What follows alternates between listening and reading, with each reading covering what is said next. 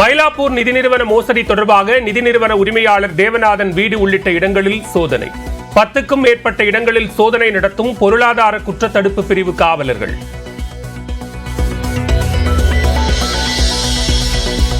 தி Mylapore Hindu permanent fund நிதி நிறுவனத்திற்கு seal. பொருளாதார குற்றப்பிரிவு காவலர்கள் நடவடிக்கை.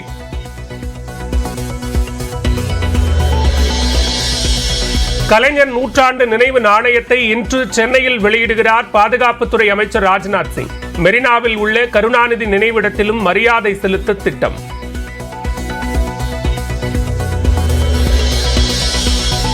கலைஞர் கருணாநிதி பன்முகத்தன்மை கொண்டவர் என பிரதமர் மோடி புகழாரம்.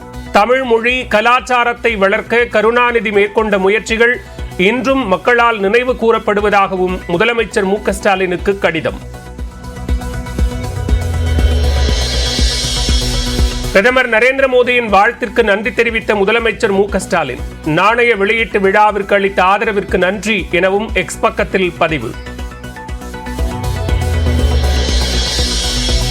சென்னை கடற்கரை செங்கல்பட்டு இடையே இன்றும் 55 மின்சார ரயில்கள் ரத்து. எழும்பூரில் இருந்து பல்லாவரம் வரை மட்டுமே சிறப்பு ரயில்கள் இயக்கப்படுவதால் தாம்பரத்தில் பேருந்துகளில் அலைமோதும் கூட்டம். மதுரை நெல்பேட்டையில் கிலோ 10 ரூபாயாக விலை சரிந்த சின்ன வெங்காயம். தேனி மாவட்டத்தில் இருந்து வரத்து அதிகரிப்பால் விலை குறைந்தது.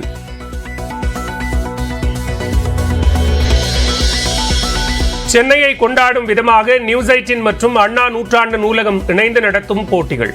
ஓவிய போட்டியில் அரசு மற்றும் மாநகராட்சி பள்ளி மாணவர்கள் பங்கேற்பு.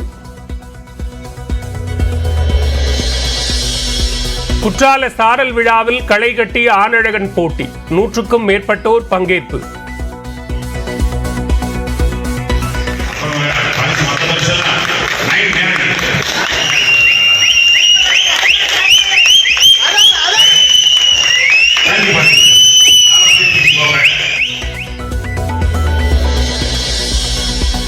திருடிய 28 சவரன் நகை 1 கிலோ வெள்ளி பொருட்களை ராணிப்பேட்டை பாலாற்று பாலத்தின் கீழ் புதைத்து வைத்த தந்தை மகன். நகைகளை பறிமுதல் செய்து காவலர்கள் விசாரணை. கோவையில் காவலர்களை பார்த்து அச்சத்தில் ஓடிய சிறுவன் குளத்தில் குதித்து உயிரிழப்பு. சடலத்தை கைப்பற்றி காவலர்கள் விசாரணை. திருச்செந்தூரில் 20 அடிக்கு உள்வாங்கிய கடல். விடுமுறையை கொண்டாட ஏராளமானோர் குவிந்துள்ள நிலையில் வெளியே தெரியும் பாசி படர்ந்த பவளப்பாறைகள்.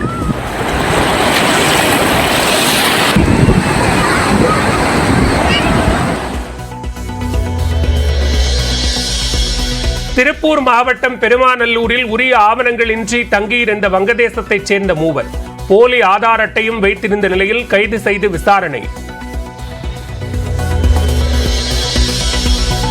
கோவை ஆலந்துறை அடுத்த செம்மேட்டில் வீட்டின் கதவை தட்டிய காட்டு யானை. திறந்து பார்த்த பின் அலறிய விவசாயி பின்வாசல் வழியாக ஓட்டம்.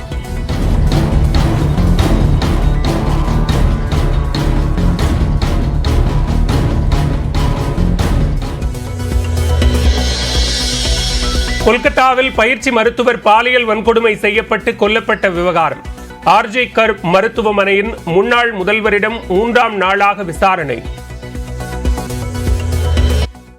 மதுரையில் உள்ள வெங்காய சந்தையில் சின்ன வெங்காயத்தின் விலை கடும் வீழ்ச்சியடைந்திருப்பதால் வியாபாரிகள் கவலையில் ஆழ்ந்துள்ளனர்.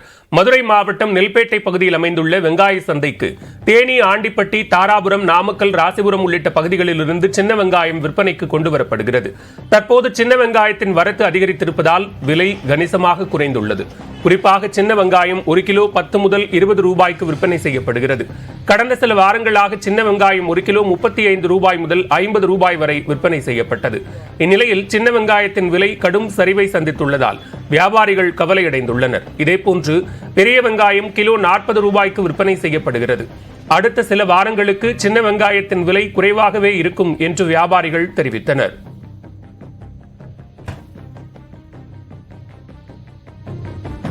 மதுரையில் வெங்காயம் அதிகம் வரத்து வந்துகிட்டு இருக்கு. இப்போ நிலவரம் 10லேருந்து 25 ரூபா நியாயம் தீருது. தேனி மாவட்டத்திலேருந்து நிறைய வந்துகிட்டு இருக்கு. அழகாபுரி மதுரை மாவட்டத்திலேருந்து நிறையா வந்துகிட்டு இருக்கு. இன்னும் ஒரு மாதத்துக்கு இது நீடிக்கும். அவனியும் முடிஞ்சவொடனே விலை கூட வாய்ப்பு இருக்குது. அதை வந்து 50 ரூபா இருக்கும்போது 2 கிலோ கொடுங்க 3 கிலோ கொடுங்கன்னு கேட்பாங்க. இப்போ பை நிறையா 10 கிலோ வாங்கிட்டு போகிறாங்க. வெங்காயம் விலை கூட இருந்துச்சு, 100 ரூபா வரை இருந்துச்சு. இப்போ 20 ரூபா 10 ரூபா 15 ரூபாய்க்கு வந்துருச்சு. விலை கம்மியாக இருக்குது, சந்தோஷமா இருக்குது. 10 கிலோ 20 வாங்கிட்டு போகிறோம். தாம்பரத்தில் ரயில் நிலையத்தில் லூப் பாதை அமைக்கும் பணியின் காரணமாக சென்னை கடற்கரை செங்கல்பட்டு இடையே இன்றும் 55 மின்சார ரயில்களின் சேவைகள் ரத்து செய்யப்பட்டுள்ளன. தாம்பரம் ரயில் நிலையத்தில் 12வது லூப் பாதை அமைக்கும் பணிகள் நடைபெற்று வருகின்றன. இதனால் கடந்த 3ஆம் தேதி முதல் சென்னை கடற்கரை தாம்பரம் செங்கல்பட்டு வழித்தடத்தில் 55 மின்சார ரயில்கள் ரத்து செய்யப்பட்டுள்ளன. ரத்து செய்யப்பட்ட மின்சார ரயில்களுக்கு பதிலாக சென்னை எழும்பூரிலிருந்து பல்லாவரம் வரை 20 நிமிட இடைவெளியில் சிறப்பு மின்சார ரயில்கள் இயக்கப்படுகிறது.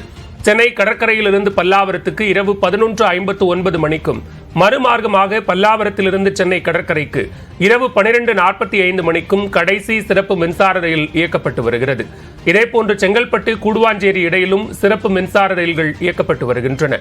மின்சார ரயில்கள் ரத்து செய்யப்பட்டுள்ளதால் மாநகர போக்குவரத்து கழகம் சார்பில் பல்லாவரம், கூடுவாஞ்சேரி உள்ளிட்ட பகுதிகளில் சிறப்பு பேருந்துகள் இயக்கப்பட்டு வருகின்றன. இந்நிலையில் சென்னை கடற்கரை தாம்பரம் செங்கல்பட்டு வழித்தடத்தில் நாளை முதல் மின்சார ரயில்கள் வழக்கம் போல இயக்கப்படும் என்று எதிர்பார்க்கப்படுகிறது.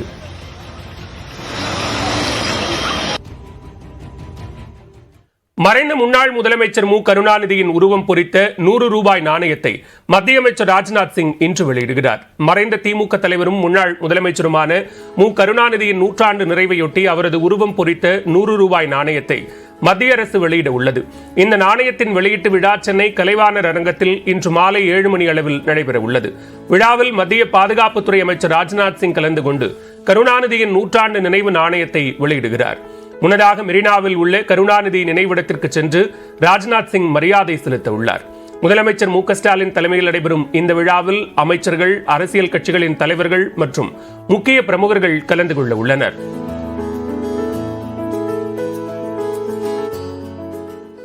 கலைஞர் கருணாநிதி பன்முகத்தன்மை கொண்டவர் என பிரதமர் நரேந்திர மோடி புகழாரம் சூட்டியுள்ளார்.